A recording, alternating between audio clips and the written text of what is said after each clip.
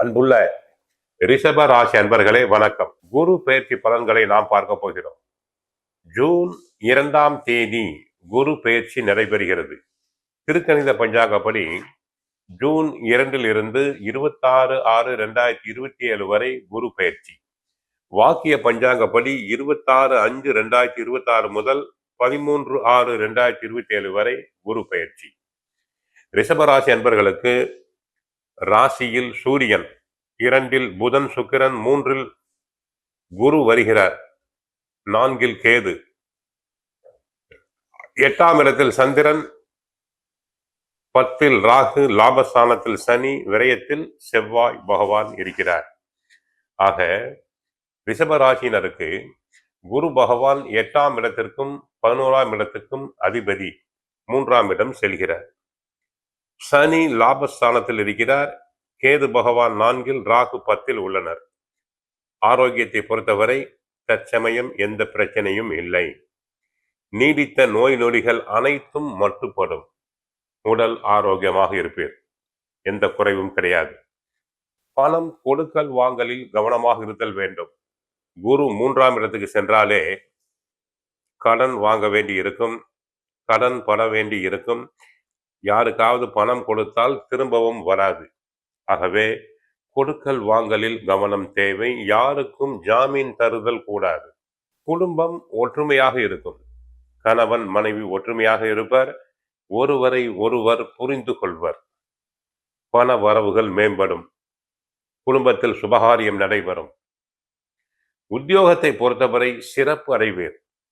உத்தியோகத்தில் நன்றாக உழைப்பீர்கள். பிறர் வேலைகளையும் சேர்த்து செய்து புகழ் பெறுவீர்.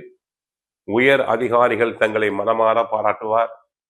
சிலருக்கு நியாயமாக கிடைக்க வேண்டிய பதவி உயர்வு, சம்பள உயர்வு, இடமாற்றம் அனைத்தும் நல்லபடியாக கிடைக்கும். பிறரால் செய்ய முடியாத வேலைகளை தாங்கள் எளிதாக செய்து நல்ல பெயர் எடுப்பீர்கள். தொழில் வியாபாரத்தில் சிறப்பு. தொழில் நன்றாக இருக்கும். தொழிலாளர்களுடைய ஒத்துழைப்பு கிடைக்கும். சிலருக்கு புது ஒப்பந்தங்கள், தரகு, கமிஷன் போன்றவை கிடைக்கும். பில்டிங் கான்ட்ராக்டர்களுக்கு நன்மைகள் பெருகும். விவசாயம் நன்றாக இருக்கும்.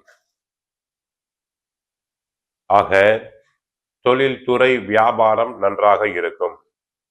கலைத்துறையில் சிறப்படைவீர். சிலர் கலை நிகழ்ச்சிகளுக்காக வெளி மாநிலங்கள், வெளிநாடுகளுக்கு சென்று வரலாம். அதனால் ஆதாயம் அதிகரிக்கும். ஐடி துறை அன்பர்களுக்கு நல்ல வருமானம் கிடைக்கும்.